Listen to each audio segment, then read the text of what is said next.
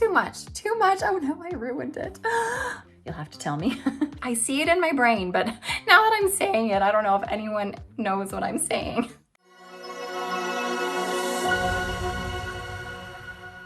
Hi everybody, welcome back to the Chiquel YouTube channel. My name is Amanda and today I have a review for you on Lia II by Wille. But before I jump into it, I'm gonna remind you to like this video and subscribe to my YouTube channel where you can learn even more about alternative hair. Okay, if you are looking for a low density, cutie patootie piece, check out Lia. This is one of the cutest and trendiest bobs that I've tried on and I absolutely adore her. All right, I am just gonna get down to business and start chatting about her. So Lia II, or also known as Lia Mino Part 2, is sort of a newer and improved version of the original Lia wig that Wille created. So it's the same style, just the cap is a little bit different. Let's talk about the fibers first. So we have heat-friendly synthetic fibers on this. So these heat-friendly fibers are nice and soft and smooth and lightweight. I'm really loving the feel of these. Now, the great thing about this particular wig is that because it sits quite a bit above your shoulders, the ends are not gonna get as frizzly and frazzly as other heat-friendly fibers might get. So you are going to be able to avoid that, as well as avoid too much tangling. This is a piece that won't tangle too much because it is sitting above your shoulders. It's not gonna rub against your clothing. It's not gonna get that friction, and just shorter wigs in general don't tangle as much. One thing you will find with these heat-friendly fibers though is that after you start wearing it a little bit, the fibers will start to sort of clump together, and that's pretty standard for heat-friendly fibers. It's hard to kind of avoid it altogether because as you wear it, it just gets clumpy. So throughout the day, you are gonna have to, brush it through, separate it a little bit, but once you wash it again, it's gonna kind of liven it up a bit and make it feel a bit nicer. I am wearing this in the color Candy Blonde Rooted, which is I really love this blonde color. So we do have some pearl platinum in here, and there's also even gonna be a little bit of like a pure white in here.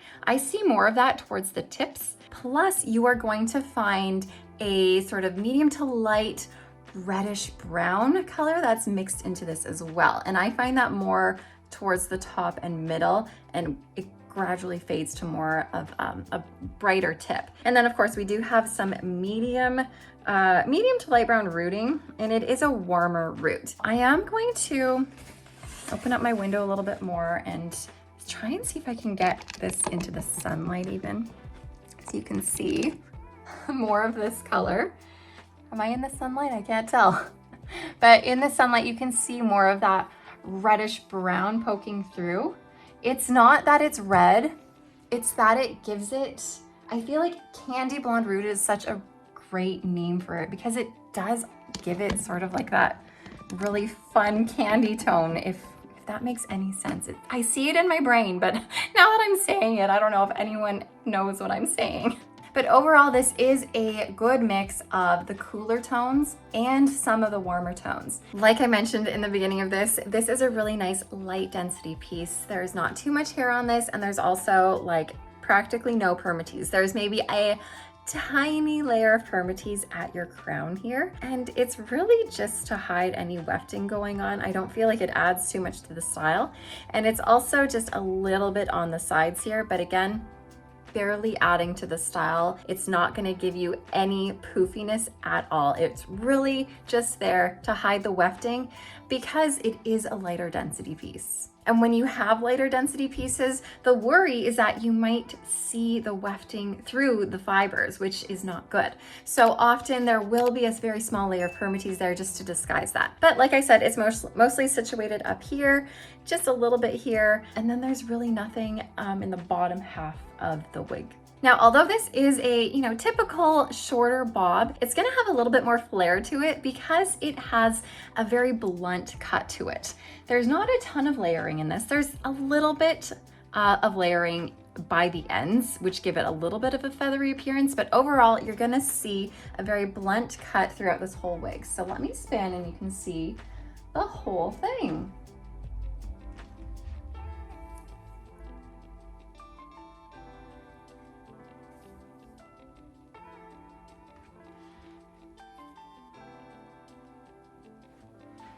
So in terms of the measurements here, the front of Lia II is gonna go about 9 1/4 inches long. At the sides of our wig, we have 8.5 inches. So that's gonna be just a little bit shorter to create a little bit of featheriness at the ends there. And then from the crown, we're gonna have about 9.5 inches here. From our nape, that goes 3.5 inches. You might be interested to know that my measurement from forehead, or I guess from my hairline to my chin, is about 7.5 inches. So this is where she sits on me. Of course, if you have a longer face shape, then Lia II might appear a little bit shorter on you. So Lia II also has a lace front. The knotting on this is pretty well done. They're not too big, they're not too visible, but of course, if you do have a darker color, you are gonna see a little bit of the knotting, which is standard across a lot of these synthetic pieces.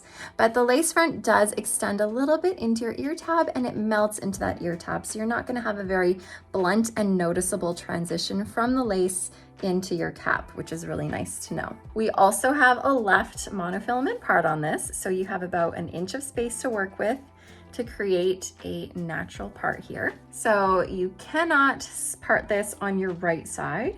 It's only able to be parted on your left side. However, I do like to show that if you do part it as close to the center seam as you can, where that parting space is, you can pretty much get a center part. Like that pretty much lines up close to the center of my nose there. And if you really want it to be center, then just shift it like 1/2 centimeter, not even, and you'll get a center part as well. There is a little bit of versatility when you do have a left mono part, but you just can't make it into a right part. Now, overall, Wille is a brand that typically fits a little bit smaller than average. And I would say that that is accurate for this one. I'm not gonna say it fits a lot smaller than average. I would just say it fits a little bit smaller than average. I think this would fit an average size circumference pretty well. I am a petite size head, so I have a 20.5 inch circumference, 11.5 front to nape, and 11.5 ear to ear. This sits in a really nice spot for my ears, so it's not impeding on my ear crease here. And it's quite comfortable on me. I would bring the adjusters in just a little bit, not too much.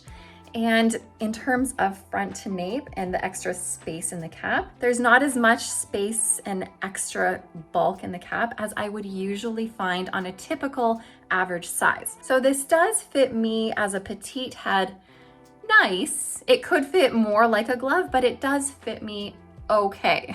And of course, there is enough stretch in here to fit an average size circumference very easily. But if you are an average large, and especially if you're a large, this probably would not be your best option. However, if you have tried Lia II before and you are more of an average large circumference, maybe like a 22.5, 22, let me know below if you have tried this and if it does fit. Because of course, I'm just going off of what I feel and what I know as a petite sized head. And it's really hard for me to tell you specifically if it will exactly fit your circumference or your head size in general. But what I do know is this would very likely fit an average size head, and it would fit a petite average head, and it could work for a petite size as well if you're willing to bring in your adjusters and maybe have a little bit of extra space in your cap. Okay, let me take this off so I can just show you the inside of this cap. So here is your left monofilament part. Like I said, you have about 1 inch of space there to work with in terms of parting. And here's that lace front that extends and melts into your ear tabs really nicely. We have an open wefted cap. These are usually pretty stretchy and nice and breathable, ventilated. This would be a really great option if you are looking for a good summer wig. This is short, lightweight, off the shoulders, and breathable. So great summer wig or holiday wig option. We have velvet ear tabs, a velvet extended nape, so that means that you have sort of a thicker nape here. It's really great for comfort. Then we do have some Velcro adjusters to adjust the circumference of your wig. Okay, let me get her back on, and I just want to show you a couple of cute styles that you could do with her. So this is really easy to use a headband with, just to add a little bit of extra style to it. Easy to plop on. I always like to pull out a couple pieces in the front just to give a more soft look at the hairline. So there is a cute little headband. And then, of course, because this is short, you're not really gonna be able to fit this in a ponytail. I'll show you what would happen. You would get like a tiny little nub. so tiny, which might be okay if you're okay with like pulling some pieces forward, because the pieces in the front will fall out anyways because they're not quite gonna reach back there. But if you want a tiny, tiny little nub ponytail, you could sort of do it. Wouldn't necessarily recommend it, but you could do it. And this is also really cute to pull back in little clips, maybe a little twist. I have some of these tiny claw clips here that work well. And then the only thing you would need to make sure of is that your wefting isn't showing. So I feel like, I can't see this, but I feel like I do have some wefting showing right here. You'll have to tell me. To fix that, I would just sort of pull some fibers loose a little bit to sort of overlap and make sure that it's not gonna be showing. And then I can try it on this other side as well.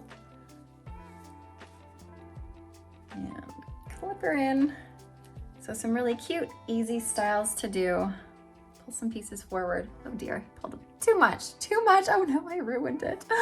Oh dear, okay, that's better. I'm gonna risk of ruining this side too. All right, there we go. So really cute little style. You could even pull this all the way back into a little half up, half down kind of a style as well. I'm just gonna use this same little clip here if it's gonna be big enough. There we go. So it definitely works in a half up, half down. So even though Lia II is shorter, there still are styling options to do with her. Now, if you have worn Lia II before, or if you have her, let us know below and tell us about your experience with her. I want to know if you are enjoying her as much as I am, or maybe there's something about her that you don't like that you can share with us to just give us a little bit more insight on the piece. Because even though my opinion of her is that she's a really adorable, low density, natural, lightweight, fun, trendy wig, you might have a completely different outlook on her. And of course, if this is a wig you're really interested in, then make sure you go and check it out at chiquel.com, chiquel.ca if you're in Canada, or chiquel.com.au if you are in Australia. But of course, as always, thank you so much for being here and following along with me. I truly appreciate you being a part of my journey here with Chiquel, and I will see you guys next time. Bye, everybody.